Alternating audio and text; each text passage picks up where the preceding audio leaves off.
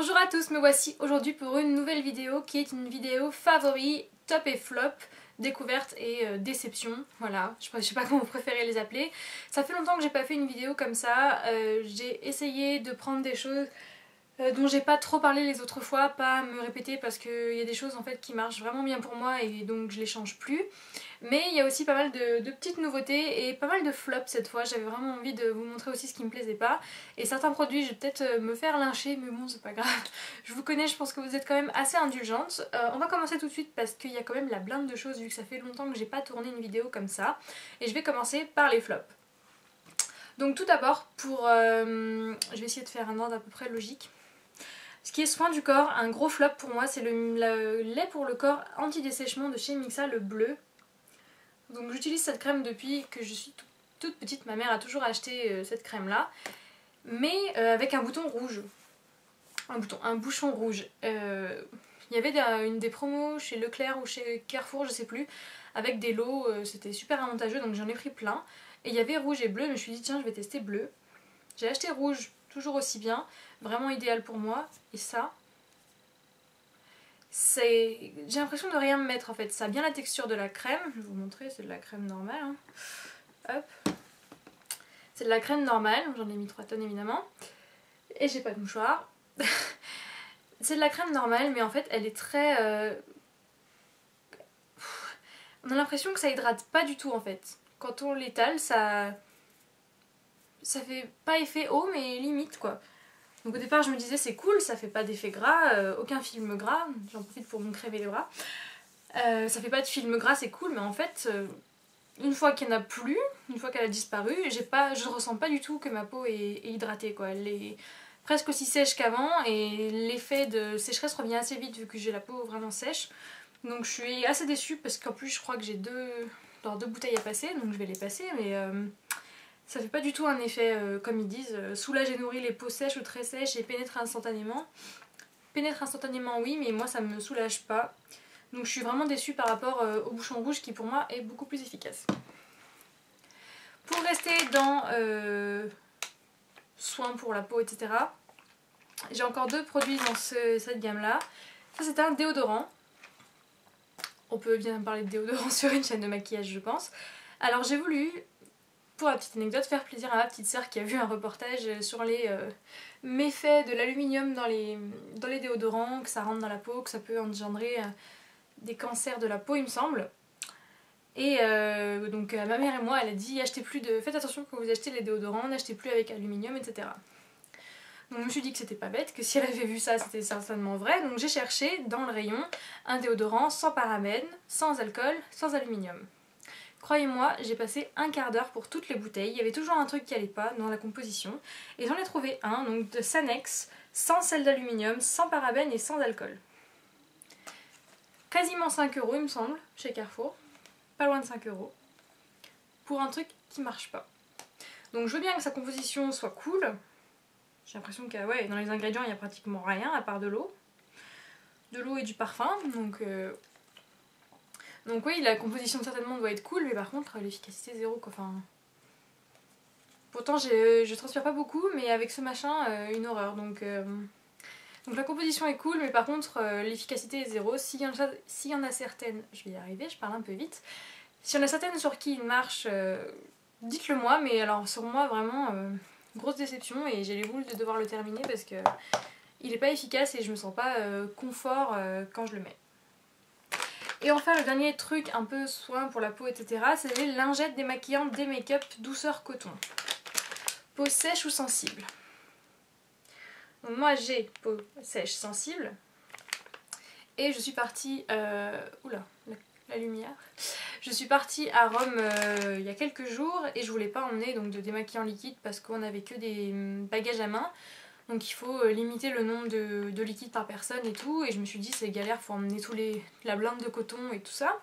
Donc des lingettes démaquillantes ça ira bien.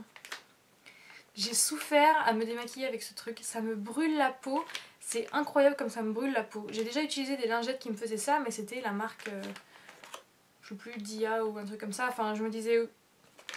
Ouais que c'était un peu logique. Enfin, pour les peaux sensibles que c'était pas très adapté. Je me disais que c'était normal, donc cette fois j'ai pris de la marque, mais alors Pareil, j'ai souffert le martyre. Heureusement, j'avais emmené aussi un petit...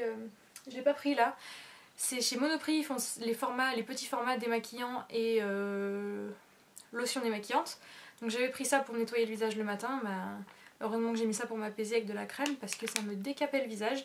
Donc du coup je les ai recyclés pour quand je fais les vidéos maquillage ou quand j'ai besoin de me démaquiller, voilà, que je suis en train de maquiller quelqu'un, tout ça, et que j'ai du maquillage sur les mains, je m'en sers pour ça du coup. Parce que pour les mains il va, mais alors pour le visage, horrible. S'il y en a qui ont eu la même expérience que moi, dites-le moi dans les commentaires pour que je me sente un peu moins seule. On va ensuite passer au maquillage. Je vais passer pour tout ce qui est teint. Alors, c'est un fond de teint que j'avais déjà eu dans des kits. C'est un fond de teint un peu bénéfique, je vais vous le montrer. C'est le Hello Flawless en teinte I'm Pure for Sure Ivoire. Et je l'avais déjà eu en tout petit format, c'est les coffrets exprès pour le teint. Et j'avais un bon souvenir de ce fond de teint. Un petit peu épais, parce que le fond de teint avec leur poudre, l'ensemble ça se voit un petit peu quand même. Donc du coup je l'utilisais avec une autre poudre et je sais pas, j'avais un bon souvenir. Après comme c'est un petit format, je m'en étais pas énormément servi. Et avant de partir en Italie, j'avais acheté ça que je vous montrerai ensuite, qui ne correspondait pas. C'était un fond de teint poudre, pareil, même histoire pour pas emmener de liquide. Et ça me correspondait pas, je l'ai testé avant de partir, ça allait pas. Donc je me suis dit je vais vite aller acheter un fond de teint puisque j'étais pas chez moi. Et en allant chez Sephora, je me suis dit tiens je vais reprendre celui-là, ça me fera l'occasion de le retester à nouveau. Il fait des traces, il est épais, il sèche pas du tout sur la peau, c'est-à-dire que même en mettant pas beaucoup, j'avais l'effet gras en le mettant, il fallait que je retapote avec du papier toilette derrière, un truc que je fais jamais avec les autres fonds de teint. Et je brillais super rapidement. Et en le mettant, c'était pas du tout homogène, il y avait tout le temps des traces, ça couvrait mal. Enfin, une déception pas croyable. Ils disent oil free, donc sans huile, ben je comprends vraiment pas comment c'est possible. Parce que quand je le mets, moi j'ai l'impression de me mettre vraiment de l'huile quoi. Enfin, la teinte elle est nickel, donc ça c'est cool, mais par contre, il me va pas du tout. Moi, en plus j'ai la peau mixte, donc déjà que j'ai tendance à briller, mais alors là... Donc peut-être qu'il est bien pour les peaux sèches, déshydratées, mais... Pour moi pas du tout, il est pas uniforme, il me plaît pas du tout. Donc je m'en suis servi quoi. 3 fois en toute petite quantité, vous voyez qu'il a pas beaucoup descendu. Donc s'il y en a qui sont intéressés, je vais faire une mini vidéo où je vous montre tous les produits que je vends. Et donc s'il y en a une qui est intéressée pour me l'acheter, je vais le faire bien moins cher que chez Sephora parce que je vais pas m'en servir. Donc plutôt qu'il pourrisse dans mon tiroir, il est neuf. Donc voilà, s'il y en a une qui est intéressée, je vais le vendre. Et pour continuer avec le teint, j'ai testé un fond de teint poudre de chez Urban Decay qui vient dans une super jolie petite pochette. C'est le Naked Skin Ultra Définition. Alors je vais vous le sortir pour vous le montrer. J'étais super excitée de l'avoir acheté, voilà, c'est comme ça derrière. J'étais allée chez Sephora et j'avais été en no-buy pendant plus de 2 mois, donc j'avais envie de me faire plaisir et j'avais envie de tester cette petite chose. En plus comme je partais... je me disais que c'était l'occasion d'avoir testé un fond de teint poudre. Et ma petite voix m'a dit teste-le quand même avant de partir, on sait jamais, si t'as que ça sur toi, t'es pas dans la merde si ça te va pas. Je l'ai donc testé, j'ai testé le premier jour en poudre par-dessus mon fond de teint liquide. Ça allait bien, la couleur était un poil foncé mais c'était pas trop choquant, ça faisait pas vraiment une grosse démarcation. Mon copain trouvait que la poudre se voyait un peu trop, après j'avais peut-être eu la main lourde, mais elle avait rien de mal quoi. Et le lendemain je me suis dit je vais l'utiliser en tant que fond de teint poudre, seulement ça, puisque c'était le but pour quand j'allais partir. Et là je commence à l'étaler et je vois la démarcation, mais j'avais le visage foncé orange comparé à mon cou et c'est la teinte la plus claire, c'est la light neutre. Donc je sais pas si je vais arriver à vous montrer si ça va rendre quelque chose sur mon doigt. Sur mon doigt on dirait pas hein, on dirait vraiment pas, et sur ma main peut-être qu'on voit un peu plus. Je trouve qu'il a vraiment des sous-tons orange et sur la peau, mais c'était un truc de dingue quoi. Ça n'allait pas du tout avec ma peau. Ça allait pas, j'ai dû tout enlever, j'ai dû vraiment, je vais commencer à faire mon teint et je me suis regardée dans la glace, je suis allée voir à la lumière du jour, j'ai dit non c'est pas possible, je peux pas mettre ça, donc du coup c'est pareil, celui-là je vais pas m'en servir parce que la couleur ne me convient pas. Après quand je l'ai essayé en poudre, la tenue était super bien, quand je l'ai essayé la couleur n'allait pas et par contre la couvrance était nickel, ça fait un super beau rendu, un peu soyeux comme ils décrivent derrière, mais la teinte par contre, la light c'est pas light quoi, si vous êtes aussi blanche que moi ça le fera pas. faut être un peu plus foncé de peau. Donc c'est pareil pour ce produit, s'il y en a qui sont un peu plus foncés de peau et qui ont envie de le tester, eh bien je le vends puisque moi je ne vais pas m'en servir avant un bon moment et j'ai déjà des produits qui sont dans ma couleur pour l'été, donc si y en a qui ça peut faire plaisir à l'avoir moins cher, autant que ça fasse une heureuse. L'effet est beau, tout ça, mais la teinte ne va pas du tout pour moi. On passe ensuite à quoi? On va passer aux yeux. J'ai deux choses pour les yeux, donc c'est toujours les flops, hein. Je vous avais dit que j'avais plusieurs choses. Pour les flops, c'est une ombre de chez... c'est Givenchy. Je pense que c'est Givenchy. Coral Tentation. Oui, ça c'est Givenchy. Comme j'ai pas l'habitude d'avoir des produits de luxe, je connais pas trop les logos. Donc c'est une ombre crème comme ça. Couleur super jolie, je l'ai acheté pendant les soldes chez Sephora. C'est le seul truc que j'ai acheté en solde chez Sephora, je crois. Et voilà le problème, rien que quand je le prends sur mon doigt. Déjà là, je sais pas si vous verrez que ça fait pas homogène. Ça fait des petits morceaux quand on le prélève. Et quand on l'étale, on voit mes veines à travers. Ça fait pas une couleur franche du tout, ça fait presque rien en fait. Sur la paupière c'est ça fait presque rien, je suis obligée d'en mettre beaucoup et de tapoter, de la laisser sécher pour avoir vraiment de la couleur. Ça fait même pas une bonne base parce que c'est vraiment, il y a presque rien quoi. Et je sais plus combien ça coûte à la base, mais ça coûte une fortune. Déjà le solde n'était pas immense, j'avais envie de tester, je me suis dit c'est l'occasion. Grosse déception pour ce truc que je trouve limite inutile quoi. Donc je vais m'en servir pour pas gâcher, pareil, hein, s'il y en a une qui s'intéresse je peux lui vendre, mais bon... sincèrement pour moi je vois pas l'intérêt. Après peut-être qu'il y en a qui aiment parce qu'on a tous des goûts qui sont différents, mais moi je le trouve sans intérêt et vu le prix et le prestige de la marque je trouve ça abusé. Vraiment abusé. Et pour les yeux, bah tiens c'est la même marque, j'avais même pas vu. C'est le mascara Phenomen Eyes de chez Givenchy que j'ai eu en échantillon chez Sephora. Et en fait j'avais pas vu le dessin à la base, donc je l'ai ouvert, je me suis dit c'est cool, ça me fait un joli petit mascara. Givenchy, la classe et tout. Le tube est comme ça, je le trouve assez, assez classe. Hein. Je l'ai ouvert et là, déjà il est très dur à ouvrir, je tombe sur ça. Donc là j'ai été un peu surprise. Je me suis dit comment on fait tout l'œil avec ça. Et pour faire tout l'œil il faut avoir vraiment de la patience. Et c'est ça qui me plaît pas en fait, c'est l'intérêt de faire un truc comme ça. S'il était spécialisé pour les cils du bas, j'aurais compris, parce que pour les cils du bas, il est vraiment bien, mais pour les cils du haut, il faut en prendre limite un par un à la racine pour remonter.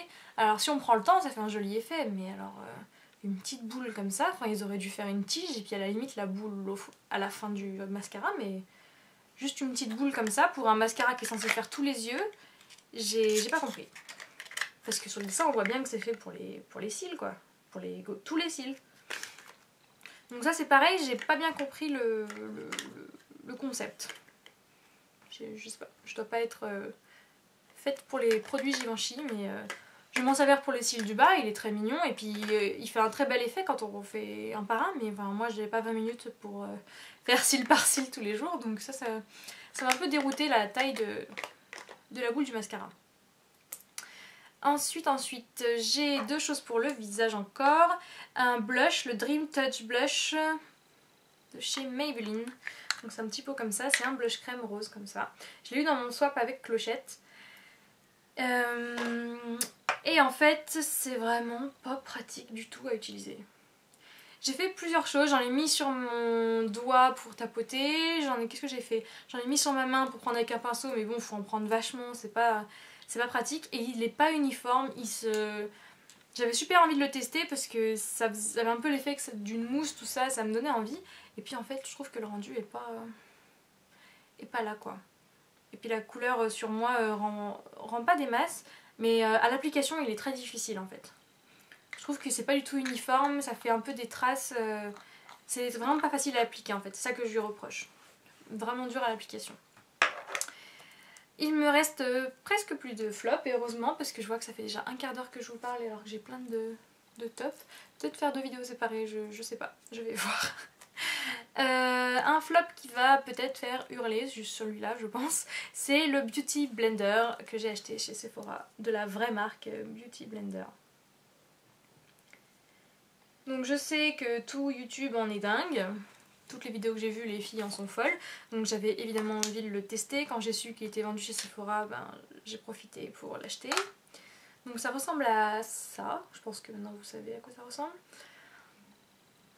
Et en fait, pour moi, ça absorbe plus de fond de teint qu'autre chose. C'est ça qui me dérange dans les éponges. C'est que j'ai mis mon fond de teint, j'ai tout fait comme ils avaient dit, j'ai humidifié, j'ai essoré et tout. Et en mettant mon fond de teint, ouais, ça fait un effet naturel, mais parce que surtout j'ai l'impression que ça prend la moitié de mon produit, quoi. Et ça me dérange. Et quand je mets du fond de teint, c'est pas pour que la moitié finisse là-dedans. Et ça me dérange. Voilà. Il fait pas un effet moche du tout, j'en suis servie pour l'anti-cerne et tout. Ça fait un bel effet, mais ça me bouffe trop de produits en fait. C'est ça qui me dérange. J'ai l'impression que ça m'absorbe trop de produits, donc j'aimerais bien savoir si vous, ça vous fait le même effet ou pas.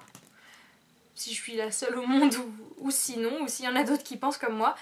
Parce que sinon en lui-même il est pas mauvais, l'éponge n'est pas mauvaise, mais je trouve que ça absorbe trop de produits. Quand je mets du fond de teint, voilà, c'est pas pour que la moitié parte dans l'éponge, et donc ça m'a déçue. Il me reste un flop pour le visage et un flop pour les ongles. Le flop pour le visage, c'est un gloss rouge à lèvres Salvation Velvet Laker de la marque Révolution, Make-up Révolution, que j'ai eu aussi dans le swap avec Clochette. Quand je l'ai reçu, j'étais comme une faux folle parce que je trouve la couleur sublime. Je vais vous le mettre sur ma main et je trouve toujours la couleur trop belle, mais vraiment, enfin... Ah, la couleur, j'en suis folle pour... j'adore. C'est une couleur que j'adore vraiment énormément, même comme ça, l'effet est trop beau.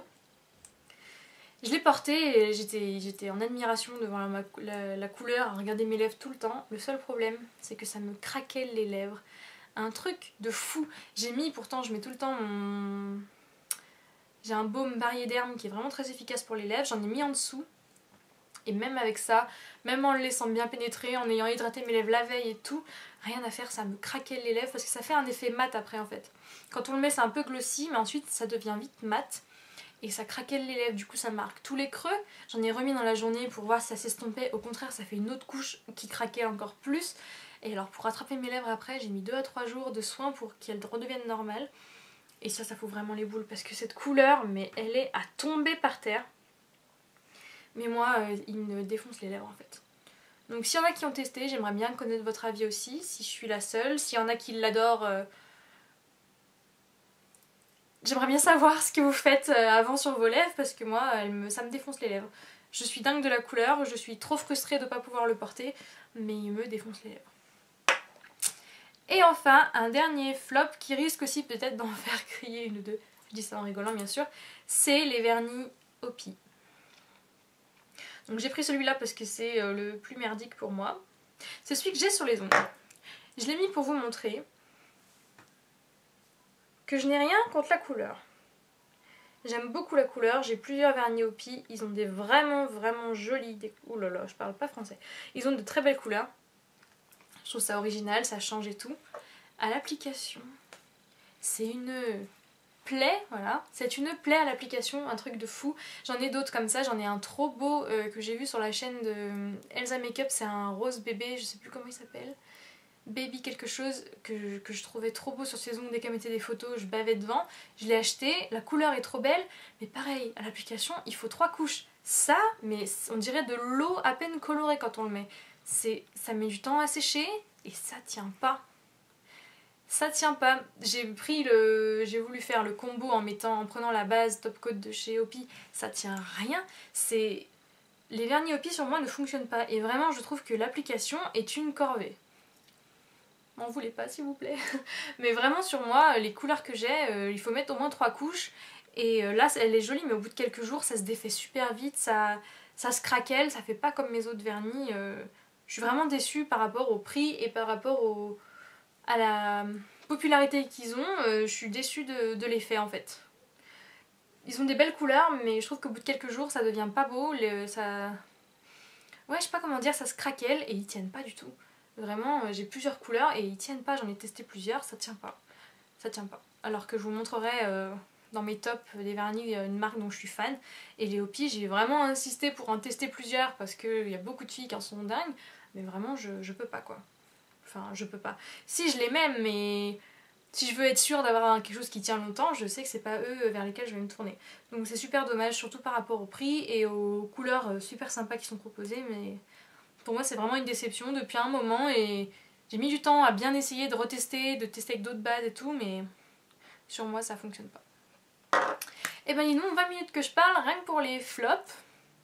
Super, donc je pense qu'en fait je vais arrêter la vidéo maintenant et je vais en faire une autre sur mes favoris pour pas que ça fasse une vidéo trop longue. Je pense que c'est mieux comme ça, sinon ça va faire une vidéo d'au moins 40 minutes, c'est vraiment pas cool. Donc j'espère que cette vidéo sur mes flops vous a plu, c'est une vidéo un peu négative du coup, mais, mais pas totalement. Et je vais enchaîner donc avec mes favoris que vous verrez un peu plus tard ou un peu avant, je sais pas trop comment je vais poster ça. On verra. Ce qui est sûr, c'est que je vous fais des énormes bisous et que j'attends avec impatience vos réactions par rapport à mes commentaires. Bisous!